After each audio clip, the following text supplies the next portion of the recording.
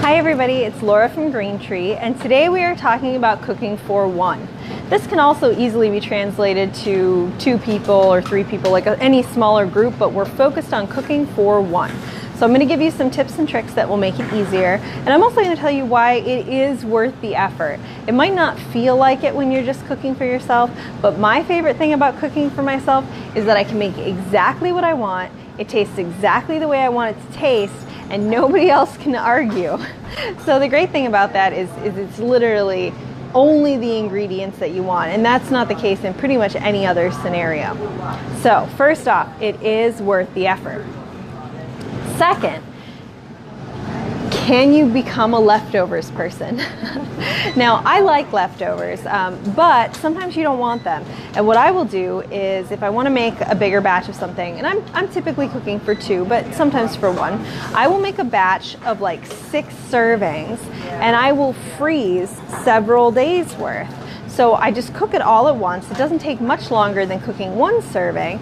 Pop it in the freezer. I like those little snack-sized Ziploc bags that holds about a portion, or a food saver. If you get one of those food savers that kind of vacuum packs your food, you can go ahead, make like 6 days worth, freeze 5 portions, eat 1, and then you don't have to have leftovers right now, but on those other days when you really don't want to cook, you can just pop 1 out and you're ready to go. Next tip, frozen vegetables. I don't have any here to show you because I didn't want to bring cold stuff out, but imagine these sample cups are a bag of frozen vegetables. The nice thing about that is you can get a mix of all different things without having to buy and prep a whole bunch of different veggies, and then you can just pour in the portion that you want to whatever dish you're making. I think that's really handy. Even if you're cooking for multiple people, you can just use 1/3 of a bag, 1/4 of a bag, something like that. You can use that in stir-fry dishes, you can put it in your eggs, you could put it in pasta.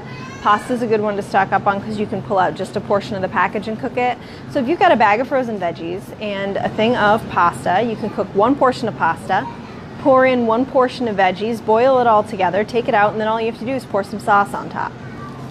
So, frozen veggies for the win. I would also suggest buying bigger on things that are going to last longer, like canned tomatoes, eggs, potatoes, stuff with pasta, anything with a longer shelf life. Go ahead and buy the bigger packages that are going to be cheaper per portion because you don't have to worry about keeping them fresh. If, however, you still think you won't go through them, say something like eggs, you can come in here and ask us to cut this in half, and we will literally cut this dozen eggs in half for you and give you half the carton. So you can just buy 6 at a time. So first thing, buy stuff that lasts a long time in bigger portions, because then you've got kind of a backstock of stuff and you don't have to worry about it. And then ask if you can get it in a smaller section, because we are willing to do that for you. Other places will be sometimes too, but I can promise that we'll do it. There we go. You can also try substituting smaller things. So let's say you want to make a recipe that calls for a butternut squash, and that's pretty big. A butternut squash can be like this. Use a sweet potato.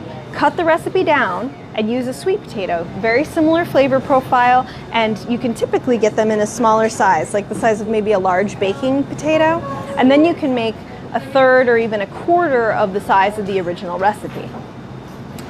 Also with recipes, so this is one that I kind of just have in my brain at this point from cutting recipes down so much. Learn the conversions. So my 2 that I probably use the most is that a 1/4 cup has 4 tablespoons in it, and a tablespoon has 3 teaspoons in it. So knowing those 2 things makes it a lot easier to cut down the smaller portions in a recipe. Because, you know, if something calls for a cup and you know you want to make a half a recipe, it's pretty easy to measure out a half cup.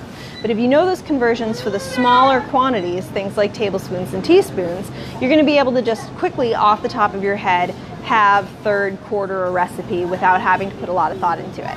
I have one of those little magnets that sticks on your dishwasher that has those conversions on it, and that's also a really easy way to go. Oops, somebody's got to sneak through, so I'm going to move over, you guys. There we go. We just got to move the table together. Perfect, that worked. Oh, you could also do, like, you want to make a pizza? buy a couple of cheese sticks instead of an entire bottle of mozzarella or an entire block of mozzarella, and then you can make a small, like, personal size pizza. There's a lot of things where you can get a smaller portion. Another example would be, like, get yourself a single serving container of plain yogurt instead of buying an entire tub of sour cream. The taste is going to be very similar. Typically, you're going to have a little less fat and a little more protein, and you don't have a bunch of waste when you're done. Plus, a lot of these nicer yogurt companies have a lid you can put back on. So this will take you maybe 2 servings to use, if that, versus the giant tubs that you can get typically, like the 16-ounce sour cream. So, bouillon, squares or paste instead of giant tubs of broth. So if you get something like this guy, a teaspoon of this bouillon paste makes a cup of broth. 1 of these bouillon squares makes 2 cups of broth. So you can make a portion of soup really easily. Another thing that I like to go along with these is like freeze-dried vegetables. We don't have a lot of those here. We have some dehydrated, but I really like freeze-dried vegetables when you're cooking single portions, because you can literally just grab a handful, throw it into whatever your liquid it is, and it hydrates just like it was fresh. So that pairs really well with things like these single serving broths. Other things you can do, obviously canned beans, canned tomatoes, that kind of stuff, but you can get your protein that way too. You can buy a pouch of tuna instead of a can, and this is just a single portion that's enough to put on top of the salad or make a single sandwich without having a whole bunch of extra. You can also get some vegetarian versions by doing something like a can of jackfruit. An actual jackfruit can be huge and require a ton of processing, so that's often not a good alternative for somebody who's cooking for 1 person. But something like this will make 1 or 2 servings, and then you don't have a whole bunch left over. Plus, you don't have to like pull the whole thing apart and cook it all separately first, because it's kind of a process. Another thing that I suggest is sun-dried tomatoes. These guys are great because you can just pull 1 of these out, put this in like a Ziploc bag, and it'll last forever, and you're adding a great pop of flavor. That works again on like the single serving pasta or rice dishes like I was talking about earlier. You can just snip this up with a pair of kitchen scissors, toss it into your dish. You've got all that zip of tomatoes without having had to buy like a big container of fresh tomatoes, which unfortunately can spoil very fast. I would also suggest buying in bulk. So I didn't want to try and carry the bulk bins over here. I grabbed chili peppers as an example. But instead of buying, say, a jar of these, you could buy a teaspoon or 2. You can do the same thing with flour or rice or dried beans, granola, packaged snacks like, or rather not packaged snacks, bulk snacks like chocolate covered almonds. So you can do that with anything in the bulk department. The great thing about bulk, the way we do it, is not buying in bulk. You're not buying a pallet of something. You are buying from a bulk quantity, so you can get enough that's just a tiny little serving for 1 recipe, 1 person. And that's another great way to stop the waste. Because one of the big things about cooking for 1 is if you buy regular packages of food, you're going to end up with either a ton of leftovers, and if you don't like that, that's no good, or you're going to end up with a lot of spoiled food. Another thing that you can get in small quantities, milk, for example. This is actually just like a little half-liter bottle. This will last just a couple of days. If you don't use it all that often, and you can't use a gallon in a couple of days as 1 person, this is enough that you can make a batch of pancakes. You could have some for your cereal. You could drink a glass with some graham crackers, and you're not going to have a whole bunch of wasted milk. So this is something that you could do in small quantities too. Buy yourself a half dozen eggs, a little half-liter of milk. You can even ask us to open up a package and buy like a stick of butter, and we will do that for you. So the fresh stuff, buy in small quantities whenever you can. I would also suggest making everything in 1 dish. So I do this even when I'm cooking for lots of people, but get yourself a nice, like, solid, medium-sized saute pan and a little cook pot, something that's just going to make a portion, 2 portions, and cook everything together. Like I was saying about the pasta, you can boil your pasta and your veggies together, drain it, put it back in the same pot, mix your sauce on, and you're ready to go. In a frying pan, you can make tacos, you could do stir fry, you can do egg dishes, you can do like grain mixtures that it can be really tasty, things with like couscous or quinoa or tabbouleh, rice. Just get a couple of single portion size pieces of cookware, and that's really also going to cut down on your dishwashing, which is kind of an annoying part of cooking for yourself, because you make something and you make 30 dishes, your whole sink is piled high, you sat down, you ate it in 10 minutes, maybe 15 if you were kind of chatting, you know, texting or something, and now you've got this whole sink full of dishes. So try to think, what can I make in one pan? What can I make with only using one cutting board? And cut back on that, and that's going to make the cooking seem a lot less daunting. Also tortillas.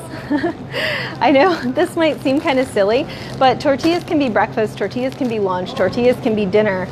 You can wrap up a salad, like you can purchase, say, a deli salad, maybe something like the turkey Veronique, and you can throw a couple of pieces of lettuce and this in a wrap, and you've got yourself a nice little, like a sandwich. But tortillas tend to keep longer than bread, and they don't take up as much room if you're working with small space. You can go ahead and scramble some eggs, throw some salsa and beans on there. You've got yourself a breakfast burrito. You can spread some hummus on it and fill it with veggies. They're just very portable, very versatile, and they keep for quite a while. They typically come with a Ziploc seal across the top of the bag. So these are great when you're cooking for 1 or 2 people. And like I said, they'll last a lot longer than a loaf of bread before they'll go bad. Spice up your leftovers. If you don't like leftovers, you can saute almost anything with a new set of spices and get a whole different flavor, especially if it was bland to begin with. But let's say you made something with a protein like tofu or chicken breast, and you've got this spiced piece that you've got left over, right? So you don't have to eat it how it is. You can chop it up, toss it in with some pasta, toss it in with some rice, put it over the top of a salad, and it's going to be really pretty easy to use it as something else. So if you don't like leftovers, try to think of putting together your meal in components that can be reused in different ways. Then finally, I would say, to make it more fun, when I'm cooking, even when I'm cooking for other people, I'll listen to a podcast, a book on tape. I'll play music and kind of dance around the kitchen. Typically, you're not going to be watching TV while you're cooking because you don't want to like chop your fingers off or something. But there are things you can listen to. You can be learning a new language. You could be traveling to a different part of the world by listening to an interesting documentary or news story, listening to some fabulous piece of fiction in an audio book. And that's going to make the whole process a lot more fun. And honestly, is one of the times in the day where I have a chance to do those things. So it gives you an opportunity to take a little time to enjoy something that you otherwise might say, oh, I'm busy, I'm going to do this. I can't listen to it now, I'm doing that. And you can actually make it fun that way. And then finally, on those days where it's just not happening, delis are great. So not just ours, like any type of deli counter where you can go and you can get a serving of something or 2 servings of something. And you can take that, and even if you want to cook part of your dinner, you can get something like the turkey Veronique that I showed earlier, or like our new, or rather returning sweet potato Dijon salad. And you can take something like this and either put in some more ingredients, like I said, put it in a wrap, add it to a sandwich, put it on top of a salad, you know, mix in a grain or a pasta with it, and turn something like this into a dinner without a lot of extra effort. Or you could just go and be like, okay, mix and match. I'm not gonna make 6 different salads. I'm not gonna make all of these different things for my wrap or for my dinner, but I can buy a 1/4 pound of something. I can buy 5 slices of turkey. And that is a really good way to do it, where again, you're not gonna have waste. It'll save you a lot of time, and you're still gonna get something that's going to be more satisfying and typically healthier for you than just going through a drive-through. So those are my suggestions and ideas for cooking for one. Hopefully you find some of those useful. If anybody has some favorite like go-to recipes, feel free to throw them in the comments. I'll be posting some of these suggestions later. And if you want to try some of the great salads that I showed, I'm going to be sampling those for the next hour or so. So I hope that was helpful, and sorry it was on Friday this week. That's just the way it worked out, but happy weekend, everybody. Bye.